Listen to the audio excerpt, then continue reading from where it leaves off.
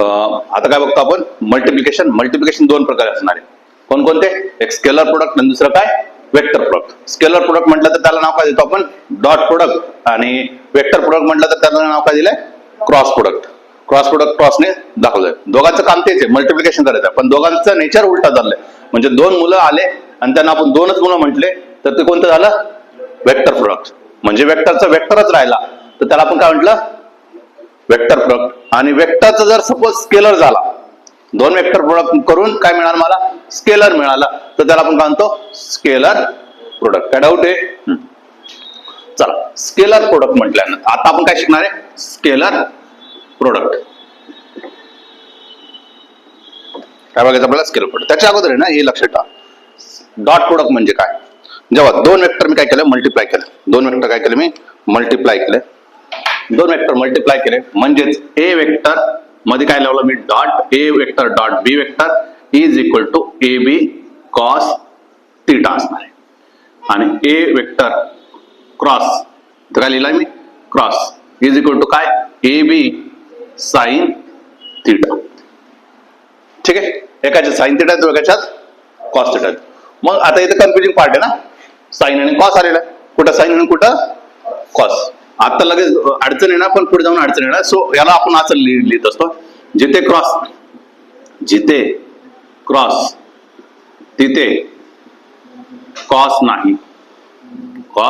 नाही, मग तिथं काय, साइन. म्हणजे क्रॉस प्रोडक्ट मध्ये काय येतो, साइन असतो. जिथे क्रॉस तिथे कॉस नाही, असं लक्षात ठेवायचं. असं नका बोलू, जिथे क्रॉस तिथे साइन, विसरून जाशाल, हे विसरणार नाही कधीच. जिथे क्रॉस तिथे कॉस नाही, कॉस नाहीये म्हणजे काय, साइन. असं स्टेटमेंट बोलायचं, लिहिताना आपण साइनच करणार आहे. कॉस नाही म्हणजेच काय, साइन आहे. मग इथं जर साइन असेल तर वरती काय होऊन जाईल, अल्टिमेटली कॉस येऊन जाईल. ठीक आहे, दोघांमध्ये कधीच विचार येणार नाही, कन्फ्युजिंग पार्ट होणार नाही. एवढं कळालं? ओके. मग स्केलर प्रोडक्ट जर मी म्हटलं, स्केलर प्रोडक्ट म्हटलं तर मला माहित झालं, A bar dot B bar is equal to काय, A B cos theta. A B cos theta. त्याला मी असं पण लिहू शकतो ना, बरोबर की नाही, बी कॉस थिटा बाजूला करून घेतला, किंवा मी असं केलं. लॉजिक कळालं दोघांमधलं? फक्त काय केलं मी, बाजूला करून घेतलं, एकाच्यात एकत्र आहे आणि एकानंतर काय केलं मी, सेपरेट करून घेतलं. ओके. मग बघितलं बी कॉस थिटा काय, बी कॉस थिटा काय, कॉम्पोनंट ऑफ बी. काय म्हणायचं त्याला, component of B along the direction of A. काही घेणं देणं नाही, पण कॉम्पोनंट ऑफ बी लक्षात. A cos theta, A cos theta म्हटलं तर काय, component of A, component of A. कळालं का, component of A, A B cos theta. कारण की आपण कोणतं प्रोडक्ट घेऊन चाललोय, स्केलर प्रोडक्ट. मग इथं कॉस थिटा घेण्यामागचं कारण काय, आपल्या प्रोडक्ट मध्ये कोणतं येणार आहे, कॉस प्रोडक्ट येणार आहे. ठीक आहे, लक्षात असलं. कॉस आला म्हणजे काय, डॉट प्रोडक्ट आहे, म्हणजे स्केलर प्रोडक्ट आहे. पुढे जाऊन लागणार आहे तुम्हाला डायरेक्ट तिथं साइन थिटा दिसेल, कॉस थिटा दिसेल. साइन थिटा दिसलं तर काय म्हणायचंय, क्रॉस प्रोडक्ट आहे, आणि कॉस थिटा दिसलं तर काय म्हणायचंय. ठीक, बघा आता मी इथून मला काय काढायचं, बी कॉस थिटा काढायचं. सपोज इथून काय काढायचं मला, बी कॉस थिटा काढायचं. बी कॉस थिटा काढायचं म्हणजे आय इकडे मल्टिप्लाय, इकडे काय होईल, divide. A bar dot B bar upon काय, ए. सिमिलरली अँड मी जर ए कॉस थिटा काढत असेल, ए कॉस थिटा काढत असेल काय, A bar dot B bar is equal to काय, बी. समजलं इथपर्यंत? आता मला एक सांगा, ए कॉस थिटा आणि बी काढता ना, हे काय मॅग्निट्यूड आहे, हे काय, हे फक्त आला तर काय म्हणणार, ए अँड बी काय दिसतं, फक्त मॅग्निट्यूड आहे. आणि मॅग्निट्यूड काढायला शिकवलेलं मी, बरोबर की ना, under root of x square plus r x square plus r y square plus r z square. आठवलं का ते? मग मॅग्निट्यूड काढू शकतो. फक्त राहिला प्रश्न का, ए बार डॉट बी बार. आतापर्यंत शिकवलं का मी? नाही. आम्ही काय शिकवलं, ए बार प्लस बी बार शिकवलेलं, ए बार मायनस बी बार शिकवलेलं. पण आपण डायरेक्ट असं काही शिकलेलं नाही. मग हळूहळू आपण त्या गोष्टीकडे जाणार. कळालं का? इथूनच मी तुम्हाला सांगितलं अँगल काढणार आहे. इथून जर तुम्हाला अँगल काढा म्हटलं, कॉस थिटा काढावं लागेल ना. मग तुम्ही काढलं असेल कॉस थिटा बरोबर काय, A bar dot B bar upon काय, ए बी. म्हणजे काय करणार, एचं मॅग्निट्यूड काढणार आणि बीचं मॅग्निट्यूड काढणार. आणि तुम्हाला ए वरचं येतं काढता आलं तर तुम्ही दोघांचं डिव्हिजन करा, म्हणजे काय भेटून जाईल, कॉस थिटा भेटून. ही झाली माझी पहिली प्रॉपर्टी. पहिली प्रॉपर्टी कळाली, सिंपल आहे. A dot B bar is equal to A B cos theta. Second property काय, it obeys cumulative law. It obeys the cumulative law. काय उभे करे? कम्युलेटिव्ह लॉ उभे करणारे. काय उभे करणारे? कम्युलेटिव्ह लॉ. कम्युलेटिव्ह लॉ म्हणजे काय? A bar dot B bar is equal to काय? B bar dot A bar. काय डाऊट आहे? उलटा सुलटा लिहू शकतो. कम्युनिटी माहिती आहे ना? Community A plus B is equal to काय? B plus A. झालं होतं ना? सेम गोष्ट आहे. तिसरा, it obeys distributive law. It obeys the distributive law. It obeys the distributive law. जसं झालं तर तसंच A bar dot B bar plus C bar काय होणार आहे? A bar dot B bar plus A bar dot C bar. कळालं का? काय केलं आपण? एक्सपान्शन केलं. हे तेव्हा पण केलं होतं ना, आता पण केलं. लॉ ऑफ ट्रायंगल मध्ये पण झालेलं आहे सेम गोष्ट. फक्त तिथं मल्टिप्लिकेशन चार्ज काय होता? ऍडिशन. आता इथं काय? मल्टिप्लिकेशन. काय डाऊट आहे? तिसरं झालं. चौथं बघा. मी काय म्हटलं? थीटा इज काय? 0 डिग्री. थीटा इज काय? 0 डिग्री. म्हणजे काय म्हणणार तुम्ही? पॅरलल आहे. 0 डिग्री म्हटलं तर काय होतं? पॅरलल. मग बघा, A bar dot B bar is equal to काय? ए बी कॉस थीटा ची व्हॅल्यू किती टाकायचं आता? 0. आणि कॉस 0 ची व्हॅल्यू किती असते? 1. कॉस 0 ची व्हॅल्यू किती असते? 1. कॉस 0 ची व्हॅल्यू किती असते? 1. काय डाऊट आहे? कॉस 0 ची व्हॅल्यू किती असते? 1. म्हणजे काय भेटलं आपल्याला? A bar dot B bar is equal to काय? ए बी. आता मी काय म्हटलं? युनिट वेक्टर आपण शिकलो. युनिट वेक्टर कशाने दाखवतो? आय कॅप, जे कॅप आणि के कॅप. काहीच आठवत तुम्हाला? I cap, J cap and K cap. I कॅपसाठी एक्स ऍक्सिस साठी, जे कॅप साठी वाय ऍक्सिस साठी आणि के कॅप. मग मी तेच म्हटलं, हा पॅरलल म्हटलं तर दोनचे दोन्ही सेम ऍक्सिस वर राहतील का डिफरंट ऍक्सिस वर राहतील? पॅरलल म्हटल्यानंतर सेम ऍक्सिस वर असले पाहिजे. म्हणजे पहिला एक्स ऍक्सिस वर, दुसरा पण एक्स ऍक्सिस वरच राहिला पाहिजे. म्हणून काय म्हटलं मी? I cap dot I cap बरोबर J cap dot J cap बरोबर K cap dot K cap. त्यांची व्हॅल्यू किती असते? युनिट वेक्टरची मॅग्निट्यूड किती आहे? युनिट वेक्टरची मॅग्निट्यूड किती आहे? 1 असते. मग 1 × 1 1 आलं. म्हणजेच I cap dot I cap J cap dot J cap K cap dot K cap याची व्हॅल्यू किती येते? 1. म्हणजे दोघांचं प्रोडक्ट केलं तर काय भेटलं पाहिजे मला? 1 भेटलं पाहिजे. पाचवा, थीटाची व्हॅल्यू मी म्हटलं 180 डिग्री. 180 डिग्री म्हटलं तर काय होते? Anti parallel. अँटी पॅरलल म्हटलं तर कॉस 180 ची व्हॅल्यू किती येणार आहे? कॉस 180 ची व्हॅल्यू किती असते? -1. कॉस 180 ची व्हॅल्यू किती येते? -1. मग काय म्हटलं मी? A bar dot B bar is equal काय? ए बी कॉस किती टाकायचं आपल्याला? 180. जसं मी 180 टाकलं तर काय कळालं तुम्हाला? ए बी इंटू काय? -1. -1 ने मल्टिप्लाय केलं तर मला मायनस मिळालं. ए बार डॉट. पण अँटी पॅरलल म्हटल्यानंतर आता एक्स ऍक्सिस वरच असतील, पण एका तोबड इकडे असेल तर एका तोबड या साईडला असेल. म्हणून काय म्हटलं मी? एकाला मी आय कॅप म्हटलं तर दुसऱ्याला काय केलं मी? मायनस आय कॅप म्हटलं. बरोबर की नाही? एकाला मी जे कॅप म्हटलं तर दुसऱ्याला मायनस जे कॅप म्हणावं लागेल. मायनस जे कॅप बरोबर. एकाला मी के कॅप म्हटलं तर एकाला काय म्हणणार मी? Minus K cap. आणि याची व्हॅल्यू किती आली पाहिजे तुमची? -1. कारण की ए आणि बी ची व्हॅल्यू किती? 1 1. 1 × 1 1 आणि निगेटिव्ह साईड पुट केला. 6वा, जर मी थीटा म्हटलं 90 डिग्री. 90 डिग्री म्हटलं तर काय? परपेंडिक्युलर. 90 डिग्री म्हटलं तर काय? परपेंडिक्युलर.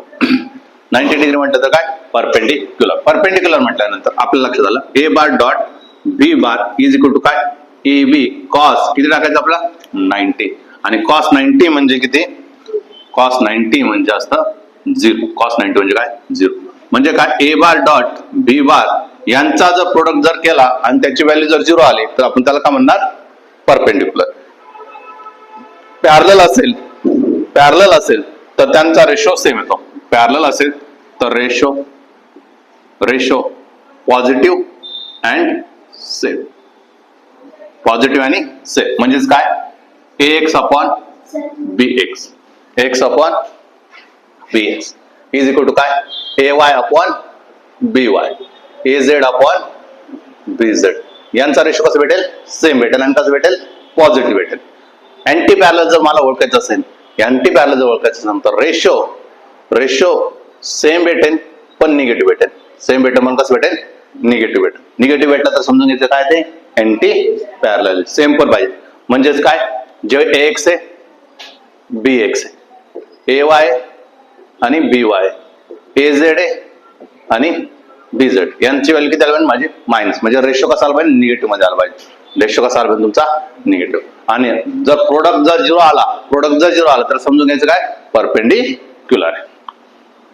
सातवं मी काय म्हटलं ए मॅग्निट्यूड ऑफ ए इज काय मॅग्निट्यूड ऑफ बी असं म्हटलं तर मी काय म्हटलं ए बी कॉस थिटा ची व्हॅल्यू मी घेतलं 0 म्हणजे काय आलं माझ्याजवळ ए बी कॉस 0 म्हणजे पॅरलल घेतलं, मॅग्निट्यूड पण सेम आणि डायरेक्शन पण सेम. कॉस 0 म्हणजे किती आलं तुमचा ए बी आला बरोबर की नाही, म्हणजे काय आलं ए बी कॉस 0 ची व्हॅल्यू किती आहे 1. पण आपण काय म्हटलं दोघांची मॅग्निट्यूड कशी आहे सेम आहे, म्हणजे काय होऊन जाईल एक तर तुम्ही काय लिहिणार ए स्क्वेअर किंवा काय लिहिणार बी स्क्वेअर काही पण लिहू शकतो कारण की दोघांची मॅग्निट्यूड कशी आहे सेम. लास्ट प्रॉपर्टी मी काय म्हटलं मी ए वेक्टर मी रिप्रेझेंट केला, ए वेक्टर रिप्रेझेंट करता मी काय म्हटलं X of I cap plus A Y of J cap plus A Z of K cap.